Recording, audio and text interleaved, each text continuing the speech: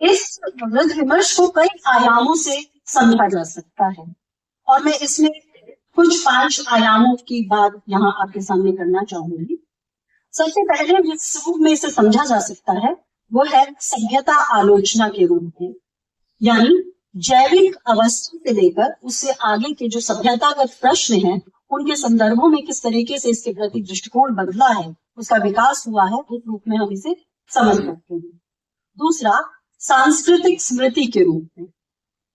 ज्ञान वृद्धावस्था को माना जाता है कि ये ज्ञान की प्रकाष्ठा है, व्यक्ति जो है वो समस्त अनुभव यहाँ तक प्राप्त कर लेता है, लेकिन किस प्रकार से उस ज्ञान से बोझ तक की यात्रा एक वृद्ध व्यक्ति के हिस्से आती है, उस सांस्कृतिक स्मृति के रूप में हम इसे देख सकते हैं। तीसरा एक जो बहुत महत्वपूर्ण है वो है आयुवाद के रूप में। एक व्यक्ति अपने जीवन में आयु को कई रूपों में देखता है, एक जैविक रूप में, दूसरा सामाजिक रूप में और तीसरा मनोवैज्ञानिक रूप में। तो आयुवाद की एक बड़ी भूमिका है वृद्धावस्था में। एक और आयाम हो सकता है देह अनुभव का।